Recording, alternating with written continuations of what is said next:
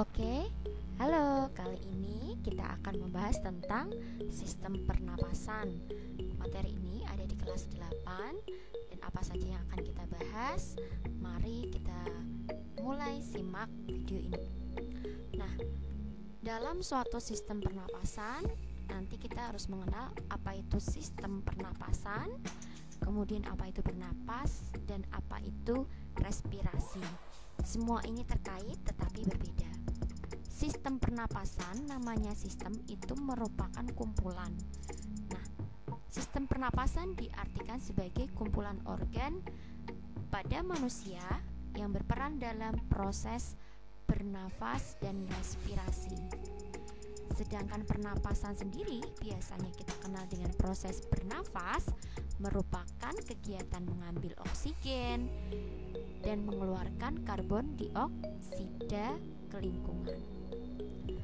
Nah, pengambilan oksigen ini sangat dibutuhkan untuk kegiatan respirasi. Oksigen dibutuhkan untuk mengubah glukosa di dalam tubuh kita menjadi energi atau yang biasanya dikenal dengan ATP. Ini biasanya digunakan untuk kegiatan kita sehari-hari. Jadi kita bisa bergerak dan sebagainya, ini karena adanya pembentukan ATP. Nah, ketika membentuk ATP ini biasanya akan menghasilkan zat sisa berupa karbon dioksida yang nanti akan kita keluarkan melalui pernapasan.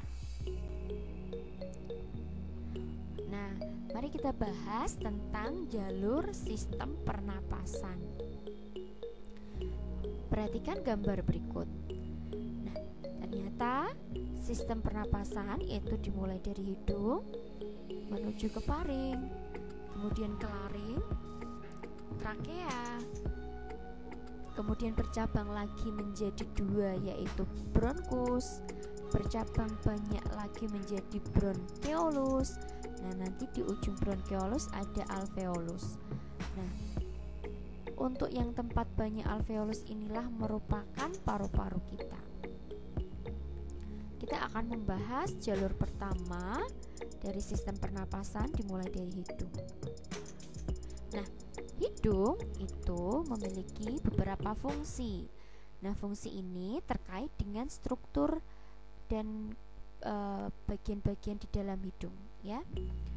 Ketika kita bernafas, apalagi di suhu lingkungan yang dingin, ketika kita rasakan pasti udara yang keluar dari hidung kita itu lebih hangat, ya.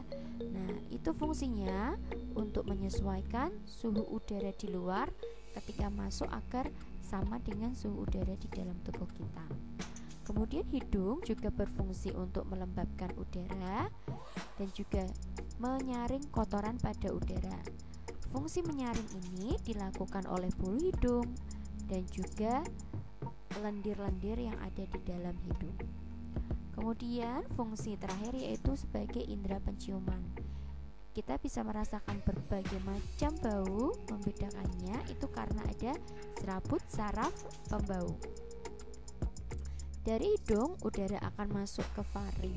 Nah, faring ini ya di sini merupakan tempat pertemuan dari jalur sistem pernafasan dan juga jalur sistem pencernaan. Jadi merupakan tempat pertemuan dua jalur sistem pernafasan dan juga sistem pencernaan.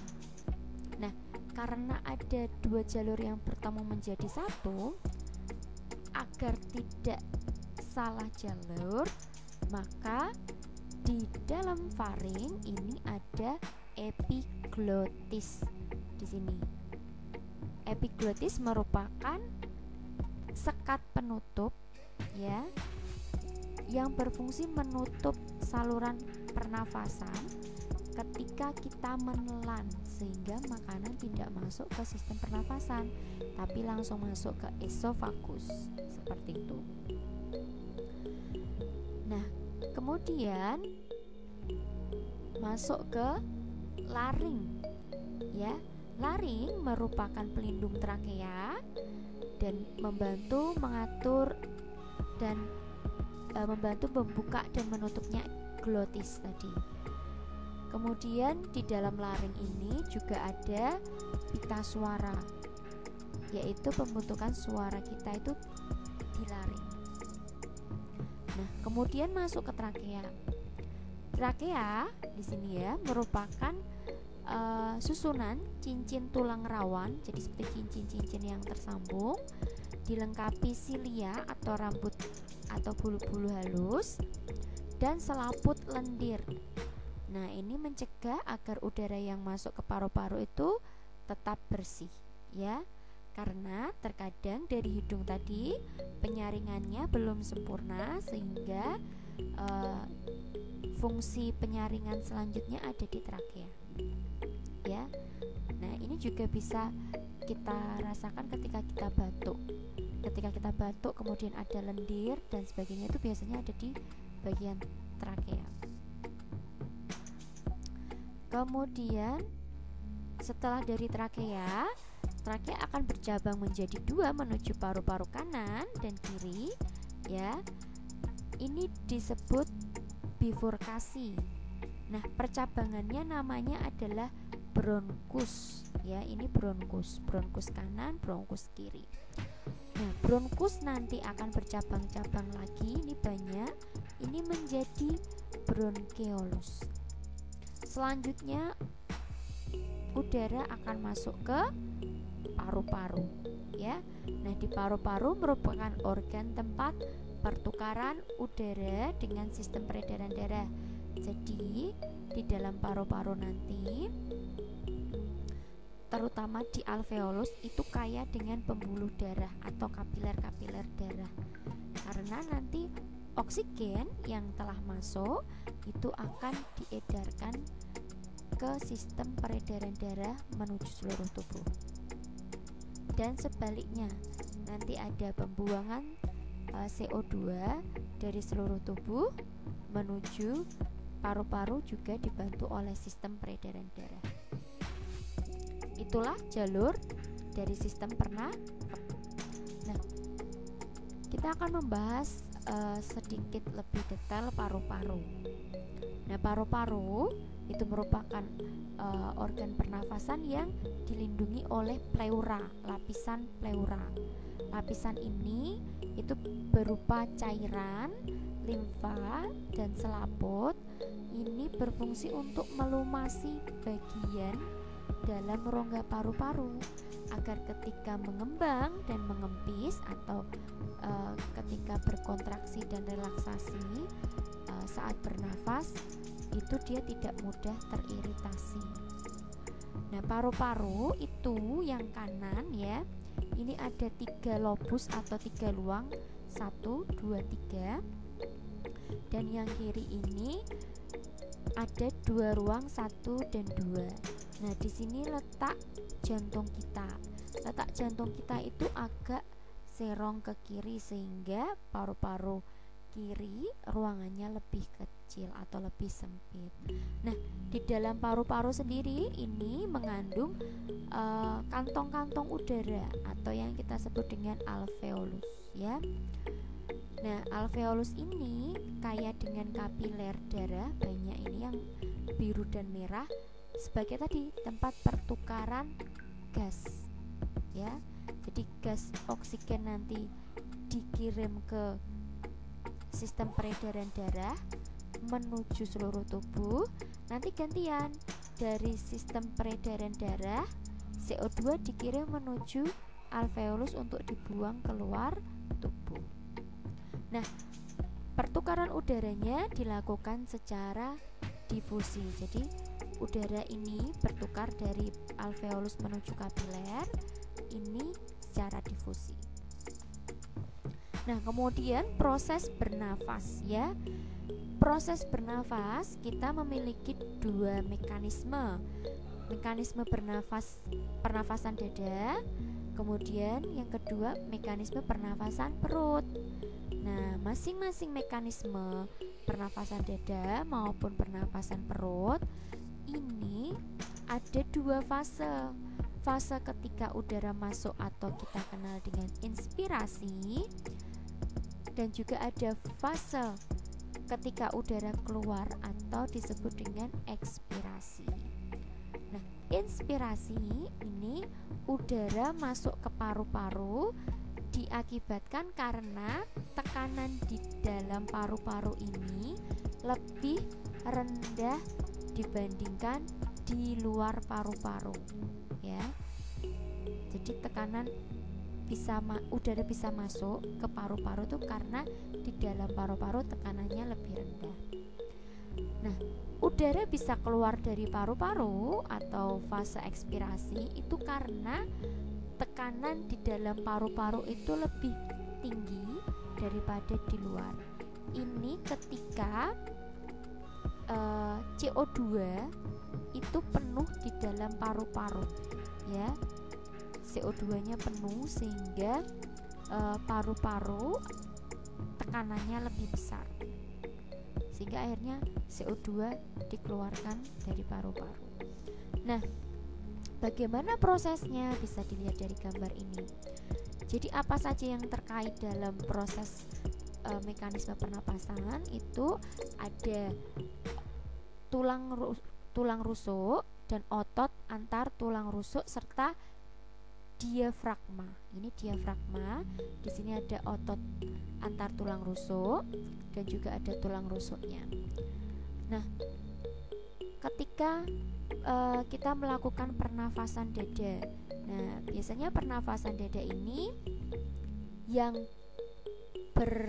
bekerja adalah tulang rusuk dan otot-otot antar tulang rusuk. Ketika udara masuk atau fase inspirasi, otot antar tulang rusuk di sini berkontraksi. Nah, apa sih itu kontraksi? Kontraksi adalah memendeknya otot. Jadi kalau otot itu diibaratkan seperti tali karet gitu ya. Nah, ketika dia memendek, ya, ketika dia memendek otomatis dia akan menarik tulang rusuk ke atas, ya. Nah, ketika otot tulang rusuk ke atas ini, maka rongga di dada membesar, ya. Kalau rongga dada membesar, volume paru-paru kan jadi lebih luas, tetapi udaranya itu masih sama jumlahnya. Nah, otomatis partikel udara di dalam kan sama, tapi tempatnya luas sehingga tekanannya itu lebih kecil, ya. Dia tidak berdesak-desakan partikel udaranya. Nah, karena tidak berdesak-desakan ini longgar, akhirnya udara dari luar masuk ke paru-paru. Ini adalah fase inspirasi dengan pernapasan dada. Lalu fase inspirasi pernapasan perut seperti apa? Nah, pernapasan perut itu dikarenakan oleh otot diafragma. Jadi ketika diafragma ini kan biasanya melengkung. Nah, ini melengkung. Tetapi ketika berkontraksi, ya, dia akan mendatar karena di sini ketarik, di sini ketarik, ya. Akhirnya mendatar sehingga di sini rongga paru-paru atau rongga dada itu lebih luas, lebih besar. Nah, karena lebih besar tadi, partikel udara di dalam paru-paru itu tidak berdesakan. Akhirnya udara masuk, ya. Nah, lalu bagaimana ketika fase ekspirasi? Nah, ketika fase ekspirasi dengan pernapasan dada itu terjadi, otot antar tulang rusuk ini kembali seperti semula atau kita sebut dengan berelaksasi, ya. Otot tulang rusuk berelaksasi sehingga rongga dadanya mengempis. Kalau rongga dada mengempis, sedangkan di situ ada partikel oksigennya, otomatis ruangannya tambah sempit. Sehingga partikel di dalam itu berdesakan. Nah, di sini menyebabkan tekanannya lebih besar. Akhirnya CO2 yang ada di dalam paru-paru ini keluar, ya.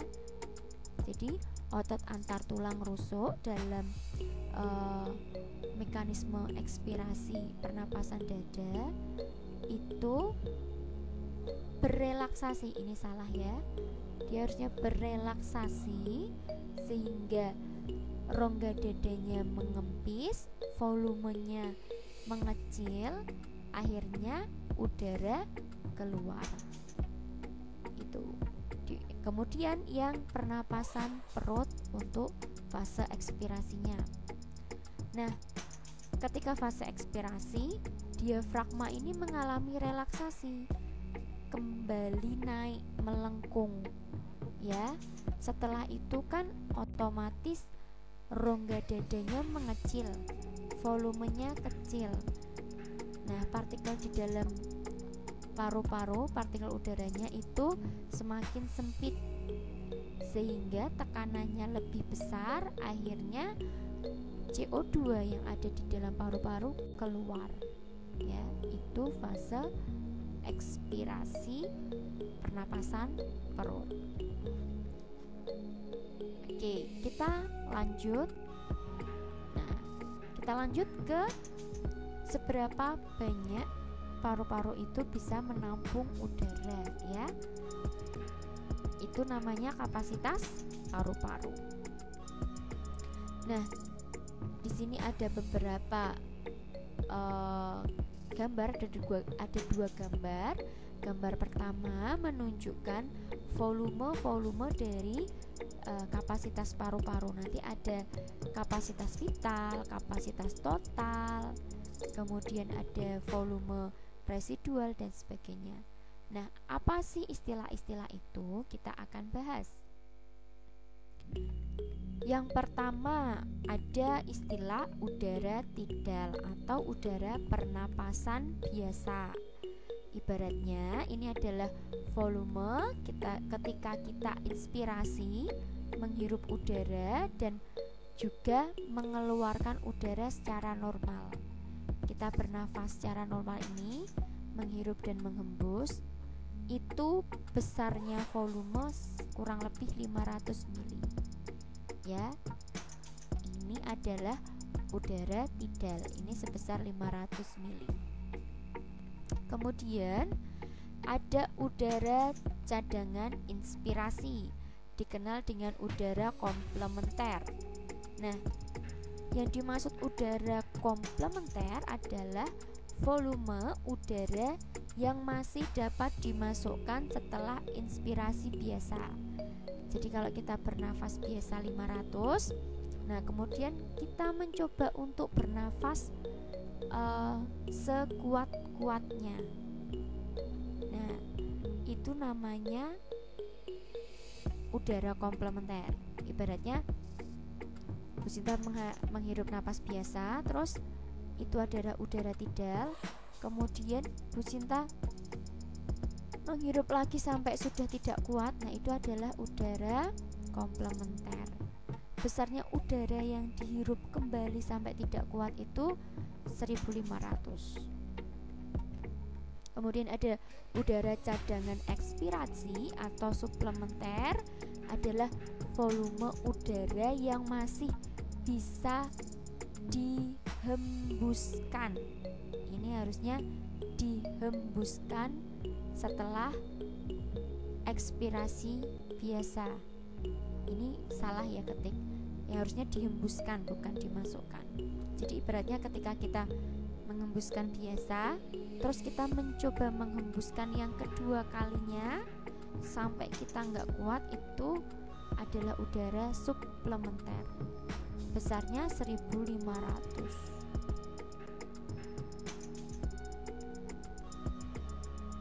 Nah, kemudian ada istilah tentang udara residu. Udara residu merupakan volume udara sisa yang ada di dalam paru-paru yang tidak dapat diekspirasikan, ya. jadi sudah tidak bisa dikeluarkan lagi. Nah, besarnya berapa volumenya? 1000. Kemudian ada kapasitas inspirasi. Nah, kapasitas inspirasi ini merupakan penjumlahan udara tidal atau udara pernafasan biasa dan cadangan inspirasi atau udara komplementer. Jadi kalau kita jumlahkan itu ada 2000. Ini adalah kapasitas inspirasi. Nah, kemudian ada kapasitas residu fungsional, adalah penjumlahan antara udara residu yang ada di dalam paru-paru sebanyak 1000 dan cadangan ekspirasi atau udara suplementer sebanyak berapa? Jadinya 2500. Ini udara residu dan udara suplementer atau tadi udara cadangan ekspirasi itu merupakan udara kapasitas residu fungsional. Ini penjumlahan ini kapasitas residu fungsional. Lalu apa sih kapasitas vital paru-paru? Jadi itu adalah jumlah udara maksimum.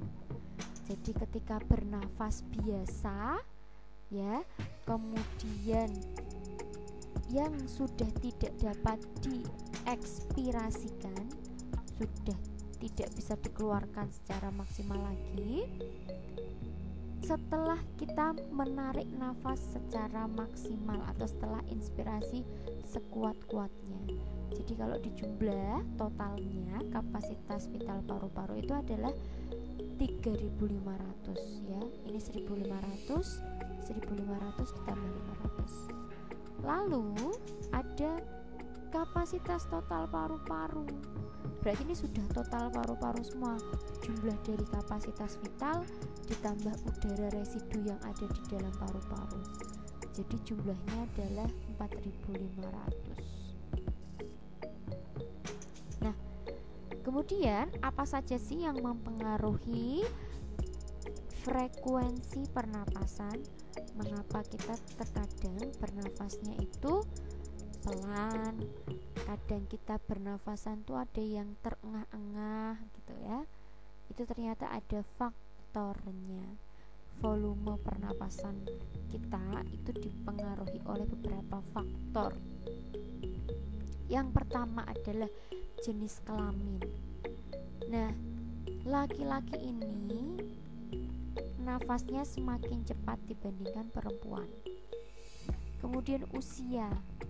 Ketika tua, nafasnya itu akan lebih pelan dibandingkan muda. Kemudian tinggi badan.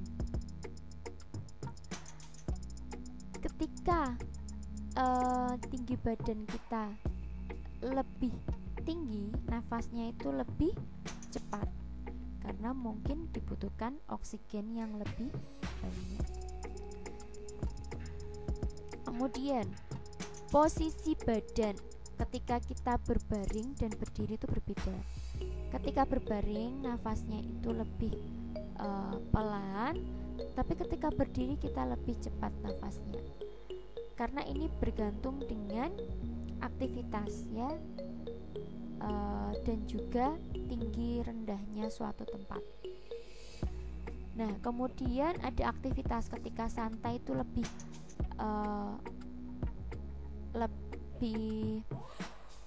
pelan nafasnya dibandingkan ketika kita beraktivitas berat.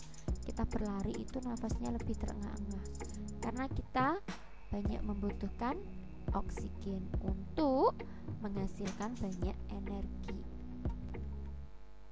Kemudian ada suhu tubuh. Ketika suhu tubuh tinggi, panas, itu nafasnya lebih pelan. Tapi ketika kita dingin, nafasnya justru terbalik. Ketika kita benar. Maaf.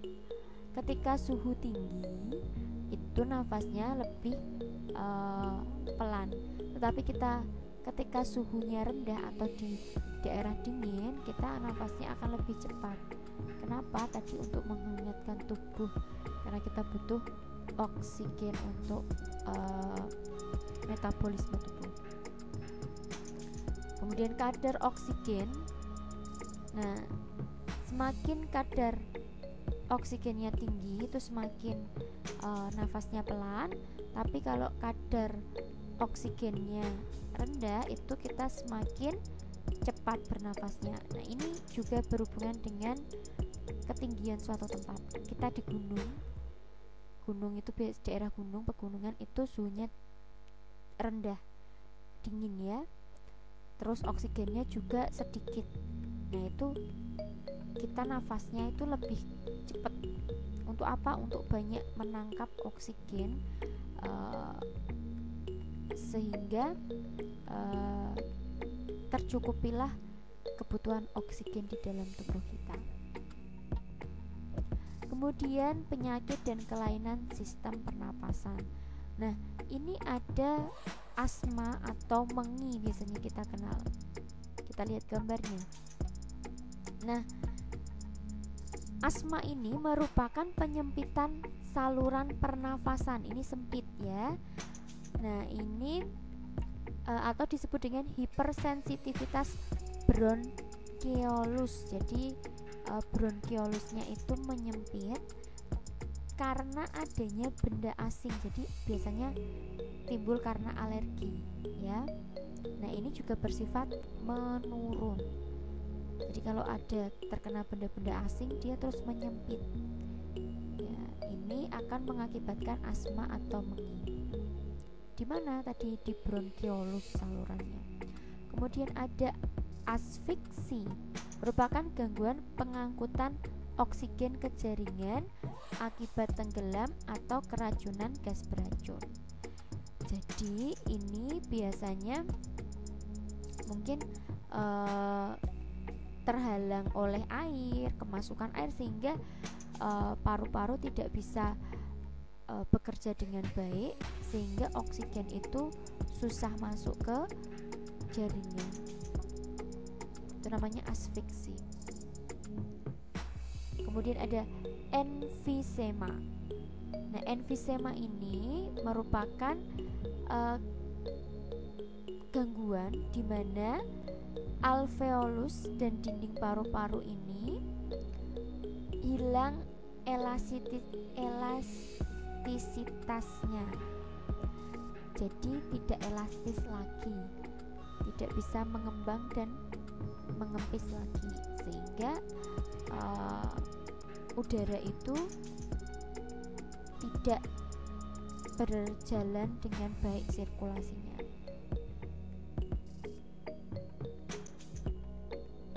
Kemudian ada TBC.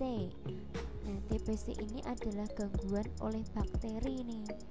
Jadi bakteri itu menyebabkan bintik-bintik di sekitar alveolus, dan ini akan mengganggu pertukaran oksigen atau difusi oksigen di dalam paru-paru.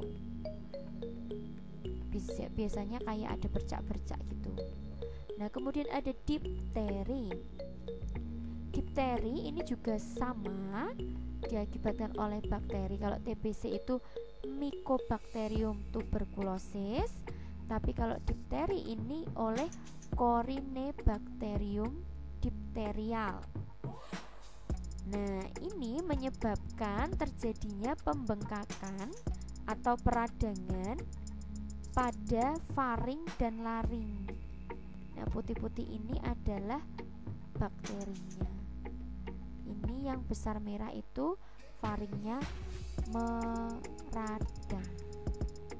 Kemudian ada pneumonia. Pneumonia juga diakibatkan oleh bakteri namanya Diplococcus pneumoniae yang menyebabkan di dalam alveolus terisi cairan limfa. Jadi kalau terisi cairan, otomatis pertukaran oksigen ataupun pertukaran gas itu tidak berjalan dengan baik. Kemudian ini adalah peradangan. Nah, bergantung tempat-tempatnya itu namanya berbeda-beda. Tetapi yang menyamakan adalah di belakangnya ada tis. Berarti menunjukkan penyakit itu penyakit peradangan. Sinusitis merupakan peradangan di bagian hidung, saluran di bagian hidung ya. Namanya sinusitis. Kemudian ada bronkitis, berarti ini yang meradang adalah di bronkus ya. Percabangannya ini meradang, biasanya menjadi merah, bengkak dan sebagainya. Kemudian ada pleuritis. Nah, di sini di bagian pleuranya atau lapisan pembungkus paru-parunya yang meradang, sehingga biasanya akan terjadi kolaps ya, atau gagal nafas kayak gitu. Nah, kemudian ternyata ada beberapa kelainan pernafasan akibat COVID. Nah, ternyata ketika menderita COVID itu akan berdampak pada kesehatan sistem pernafasan kita. Salah satunya dapat mengakibatkan yang namanya hipoksia. Nah, hipoksia ini merupakan kondisi di mana kadar oksigen dalam darah itu di bawah normal. Nah, hipoksia juga dikenal dengan silent hypoxemia. Nah, jadi orang itu kadang tidak sadar kalau dia kekurangan oksigen di dalam darah ya. Nah, itu nanti ada timbul sesak nafas, keringat dingin, gelisah, nyeri, lemas dan sebagainya ketika memang kadar oksigen di dalam darah itu sangat sedikit. Nah, kemudian biasanya tidak ada gejala yang dirasakan meski kadar oksigen di dalam tubuh sangat rendah.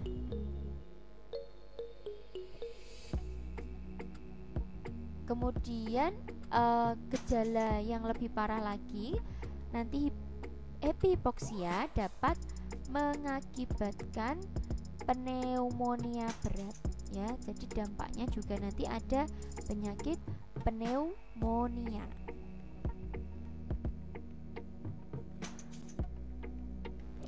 Kemudian ada gangguan anosmia yang terjadi pada indera penciuman. Ini merupakan gangguan kehilangan indera penciuman. Jadi kita tidak bisa merasakan bau apapun. Itu namanya anosmia. Nah, anosmia ini dia akibatkan karena adanya protein di sel manusia yang berikatan dengan virus corona. Jadi tertempel oleh virus corona sehingga saraf-saraf indera penciuman itu terhalang sehingga tidak bisa mencium bau. Nah, bagaimana agar kita tidak terserang penyakit pernafasan, atau bagaimana cara kita menjaga kesehatan pernafasan kita? Nah, itu ternyata ada banyak macam caranya. Terutama ketika pandemi ini ya, kita tahu agar mengurangi resiko penularan, kita harus sering-sering menggunakan masker, cuci tangan, kemudian makan makanan sehat, terus membersihkan lingkungan, kemudian ada memperhatikan etika batuk sehingga ketika batuk tidak menular ke temannya. Itu adalah cara pencegahan ketika ada pandemi COVID. Nah, apakah hanya ketika COVID saja kita harus menjaga kesehatan? Tidak.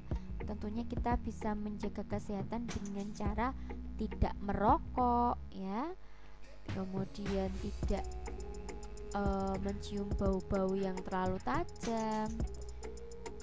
Nah, itu adalah cara-cara menjaga kesehatan pernafasan kita.